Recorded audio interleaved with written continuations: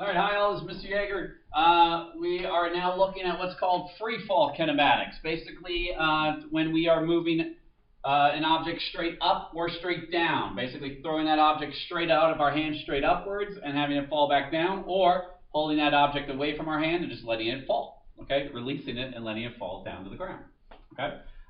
So you're going to see last video was about the kinematic formulas. We are going to now use those formulas to do what's called this freefall kinematics, okay? And the nice thing is this has a very specific acceleration involved, all right? Because we're looking at objects that are falling through the air, or ones that you have tossed into the air. We have to think what would be the only thing acting on it, okay, while it's in the air, and that would be gravity, okay? The gravitational field, gravitational force, okay? So that's what we are going to take a quick look at here. All right. So free fall itself, the definition is an object that is undergoing free fall means that the only thing that's acting on the object would be gravity. Okay, that would be the only thing acting on the object would be gravity. All right. Now immediately some people go, what about air resistance? I'm going to go and tell you, we are not touching that right now. Okay, we are not touching that really right now at all. Okay. So this is just gravity, basically the idea of something falling through a vacuum, okay? And look at my wonderful animation. All right, so gravity itself, all right, acts on any object that's in the air, technically also on the ground, but again, we're looking at objects that are being thrown or dropped, okay?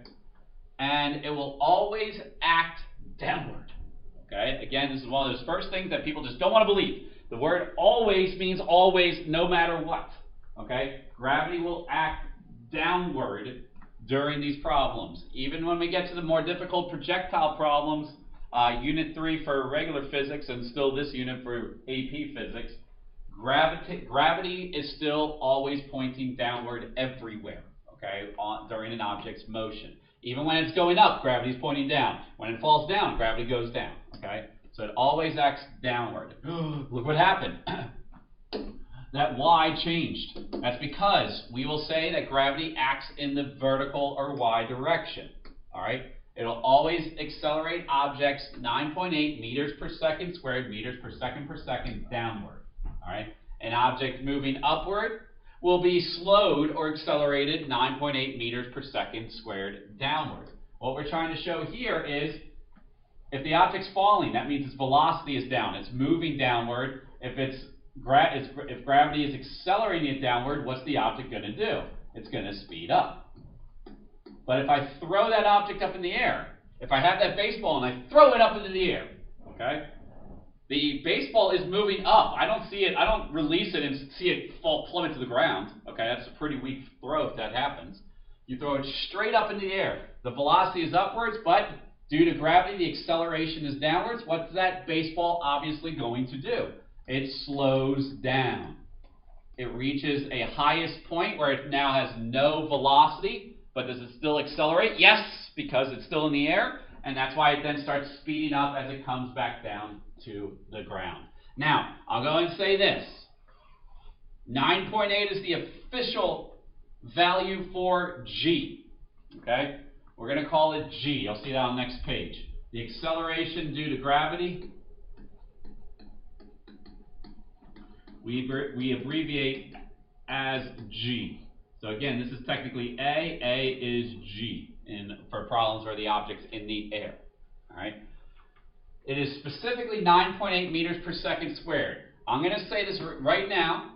That does not mean that it's positive or negative. Like most people sit there and go, wait, downward is negative. Only if you make it negative. We could say downward is positive. So let's just focus on the number. It's not 9.8.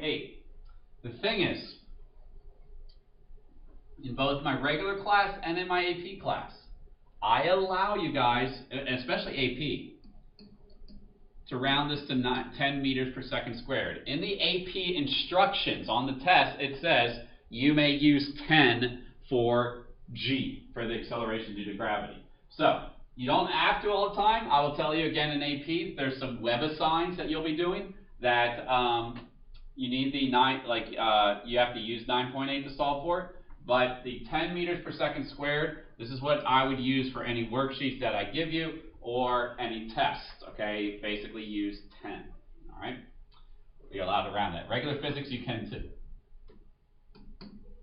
All right, so how fast are you traveling after 1 second of falling from rest, okay? It's a kinematic equation problem, all right? This is basically what we think about here. What you know, if it's falling from rest, basically that means you're holding the object and then you release it.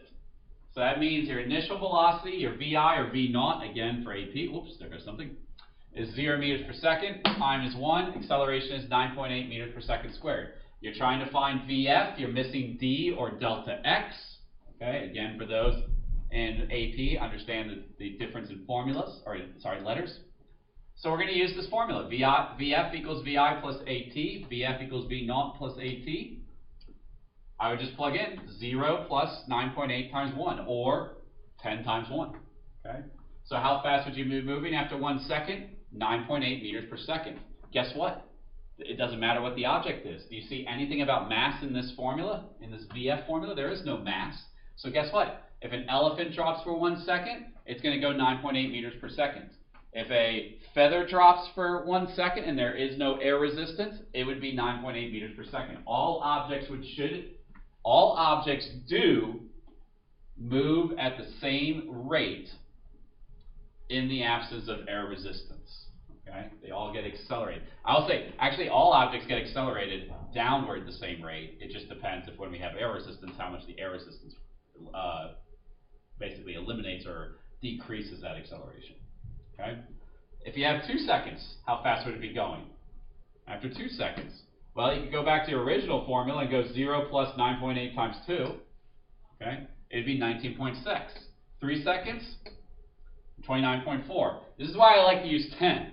At 1 second, it'd go 10 meters per second. After 2 seconds, it'd be moving at 20 meters per second. At 3 seconds, it's moving at 30 meters per second. Okay? So it's nice whole numbers if you use 10 instead of dealing with the decimals all the time. So, if you're ever trying to figure out how fast an object falls, when it starts at rest, it is simply V equals G times T. Okay? Where V is your final velocity, G is your gravity, 9.8 or 10, and T is obviously time. Okay? If I want to figure out how long something is falling for, and I know the final speed, I can obviously rearrange the formula and solve for time very quickly. All right? Unfortunately, we don't have this demo. I'm going to switch. This is basically the idea of, well, I'll explain this with pictures. Obviously, if you drop, let's say a little stone, I'm going to say it's like a little piece of quartz, and a feather. If you drop both, everybody knows the quartz should hit the ground first, because you'll see the feather kind of sway back and forth on down. And that's because there's air resistance out here. The thing is, if I said, which one does gravity accelerate more? The answer is neither. Both are accelerating downwards at G, at 10 meters per second squared. It's just that one has more, the air resistance plays a larger role for one over the other more quickly. The thing is, if I put these things in what's called a vacuum tube, okay? In a vacuum tube, what I'll see happen is both those objects should hit the ground at the same time. That's because without air, everything is accelerated the same. That's very important. Again, that's another common question of which will hit the ground first. The answer is both. Both hit the ground at the same time. Okay? That's what this is saying. Okay? This is a very good clip. I would recommend going on YouTube and just look up Apollo 15 hammer versus feather experiment. Very short video, only like 45 seconds, but basically it shows on the moon where there is no air resistance, the guy drops a falcon feather and a hammer, and you could actually see them hit the ground at the same time. The other obviously interesting thing is obviously they fall slower because on the moon there's less acceleration, so it doesn't look like they move as quickly. But they both hit the ground at the same time. Think about it. That's a hammer and a feather. Okay? Both hit the ground at the same time. All right, so we will denote acceleration due to gravity as G. Okay?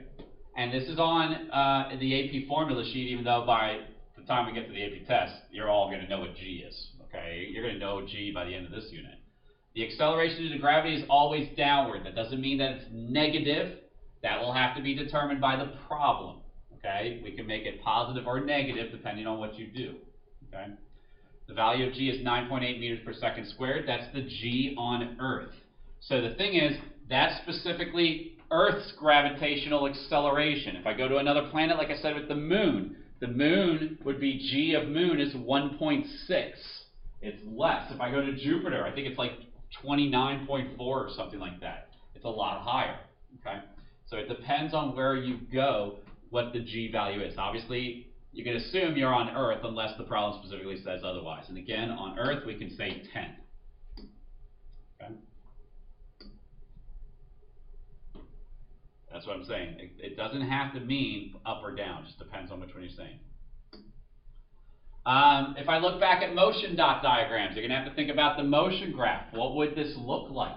Well, if the object is accelerating, you can see this egg drop. It should be getting farther and farther apart every single second. That's because it has a higher velocity. At this point, it has 10 meters per second of velocity. Here, it has 20 meters per second. So during this second, obviously it does accelerate, but over 1 second, it can only drop 10, while at this point, the lower one, after 1 second, it can drop 20. So that would mean the object should keep getting farther and farther and farther away. Okay? If I drop two objects at slightly different times, you're going to see the space in between them increase because the first one had more time to start accelerating, so it's already going faster. All right? Obviously, on a graph, if I did a distance time graph, displacement time graph, what should I see? I should see a curve because the object should get faster and faster and faster. It is accelerating. Okay? So we will say this is acceleration along the y-axis, the vertical plane.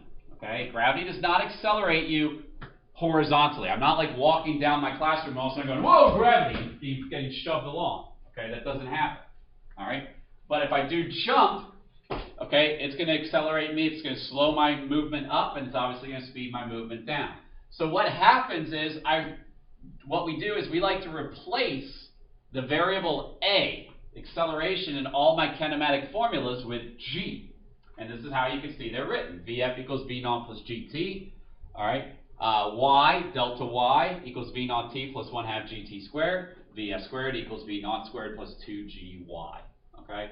We use y, you don't have to, you can use x, but the idea is y is more specific, saying, thinking about it on a graph, you're moving up and down. But you can see we replaced all the a's with g's, and it's something you now know in the problem. Okay? And we're going to do a couple problems in a minute. You'll see, like, it'll look like you have less information, but that's because if you know the object is falling or in the air, you now know the acceleration, and you can plug that on into your problem.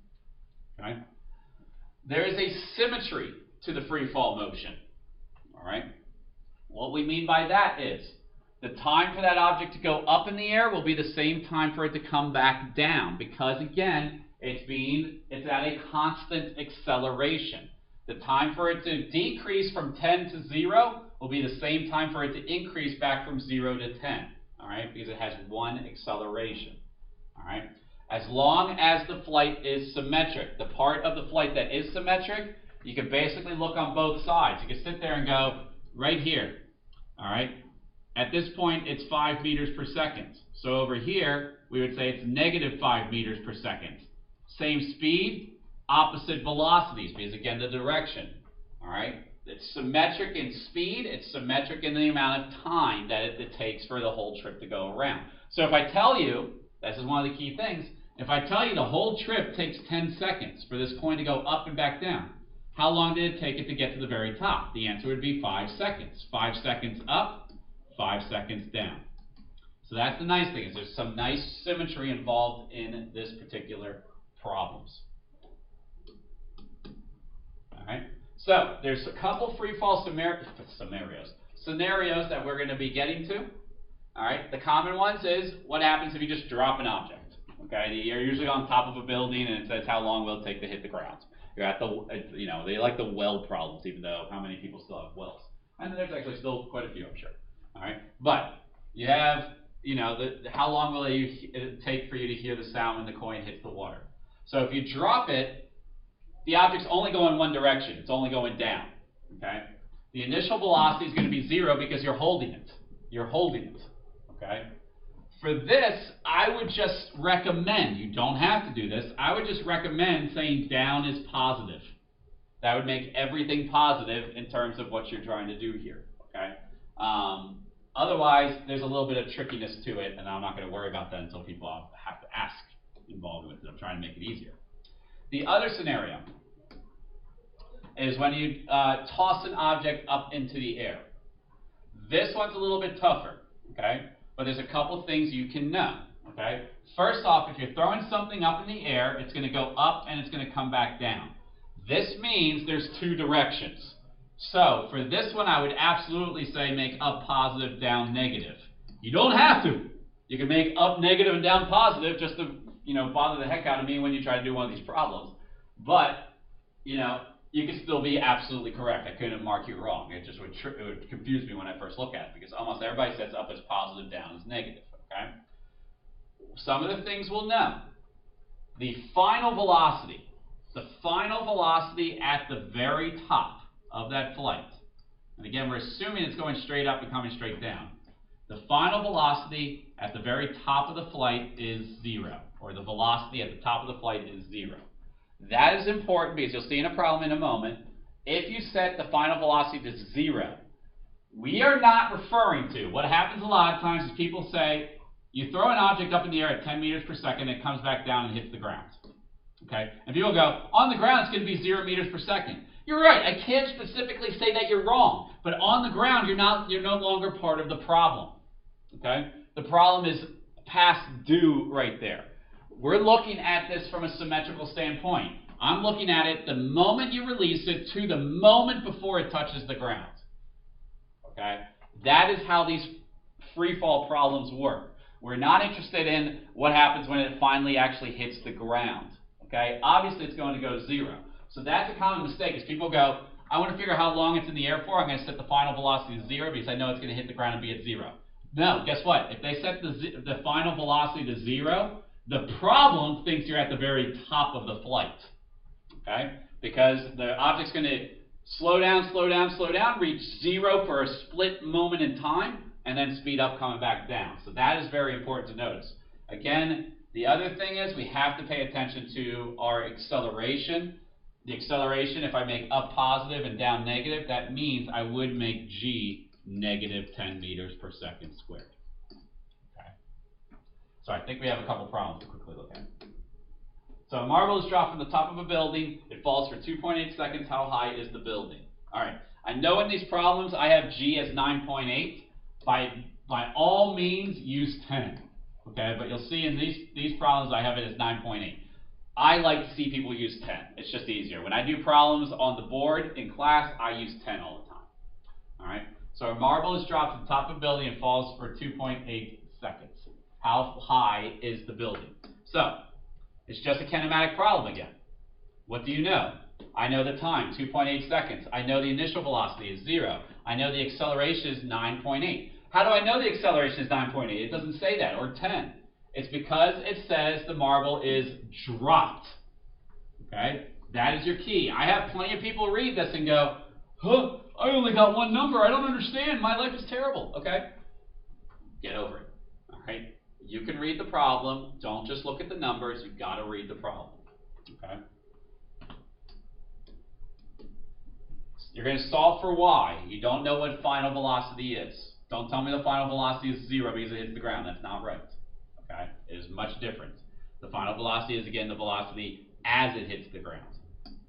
So, I would go to this formula because I have t, vi, and g. I would go to y equals vi, v naught t plus 1/2 gt squared. Obviously, the vit is going to be 0. So it's just basically y equals 0 times 2.8 plus 1/2 9.8 times 2.8 squared.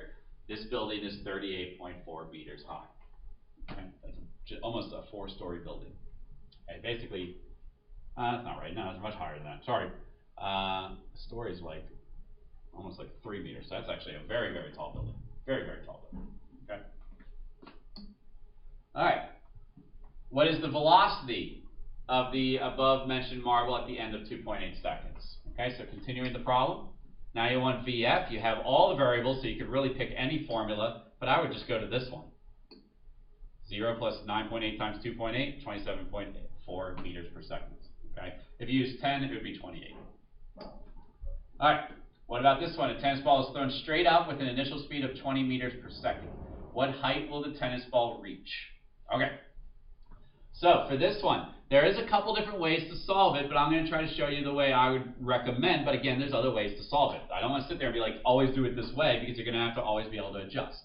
So you have initial velocity, final velocity at the top of the flight, and g is negative 9.8. Again, notice that I make g negative because the ball is thrown up. Once I write the initial velocity as 20, I'm going to assume that means positive 20, which means up is positive, down is negative. Therefore, I need to make sure the signs are different. Okay? What am I solving for? I'm trying to solve, okay, well, sorry. It's obviously going to slow as going up and speeds up as it comes down. Okay? Let me solve for y. I would go to this equation. Vf squared equals Vi squared plus 2Gy. Vf squared is 0, and I have Vi and I have G. You can see what I do. 20 squared, 2 times negative 9.8y. I can add that negative 9.8, that 19.6 or 20 to the other side, and I divide. 20 squared divided by 20, or whatever, 19.6, would be 20.4 meters. Okay? How long will the tennis ball be in the air for? Now you want the total time in air, up and down. There are, like I said, there are many, many, many ways to solve this problem. Okay? First off, this is one way you can do it.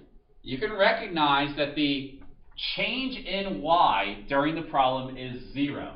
The object will start and end at the same point. When I throw that object up into the air, it starts here. I'm going to label that as y equals 0. It ends there, so it's y equals 0. This is what will equal 0. This is a little trick that a lot of people don't realize. The delta y during the problem is 0. Well, guess what? Now the problem with the math will recognize that you're looking at the trip up and the trip down because it's completing the entire trip. Okay? So, delta y equals 0. The initial velocity is 20, and g is 9.8 meters per second squared. Okay? So I can solve for t by using this formula. And a lot of people go, no, that's going to be really complicated. It's actually not with delta y being 0. It would be 0 equals 20t minus 4.9t squared. People still think that's difficult. This is where it's like, are you competent in algebra? Okay, if this seems like a difficult equation, it is slightly more difficult, but it's very doable, very much an Algebra 1 problem, a 9th grade math problem. Okay? The answer would be 4.1 seconds. Let me go ahead and try to show this a little bit. It would be, let me add 4.9t squared to the other side. That would be it would be 4.9t squared equals 20t. I have t's on both sides now, so what do? I cancel one. Basically, I divide both sides by t. Okay? And that cancels out one of the t's. So now I'm left with 4.9t equals 20 divided by 4.9. T will equal 4.1 seconds. Okay? The faster way to notice, basically, is just to notice that 4.9t squared equals 20t. What you're doing is you're dividing by the 4.9. Okay, where did I get 4.9 from? Some people are probably asking that. This is 1/2 g. So 1/2 times 9.8 equals 4.9. Okay. Again, if you use 10, you get to just say 5. All right. Divide by 4.9. T's cancel out. T's cancel out on that side. 4.9 cancels out. You're left with t equals 20 divided by 4.9, 4.1 seconds. Okay. So that is where I'm getting 4.9 from, because I usually have people ask me that when I first do it, but also how everything cancels out very easily. Okay. The second method for it is to basically figure out the time up and the time down. I'm going to tell you, both ways are just as good. This one just takes like one extra step, okay, but it's not much of a step. Solve for the time going up. You know the initial velocity is 20, the final velocity at the very top is 0, g is negative 9.8. You could solve, and t will be 2 seconds. This is the time going up into the air. Well, what do we know about the symmetry of the flight? The time up equals time down, so I just basically double this. 2 seconds up, 2 seconds down, 4 seconds, basically the same thing. Okay, 4.1 overall. I would accept both answers. They're so close together, it doesn't matter. All right, so that's it. Those are free fall problems for you to keep on practicing. All right, good luck.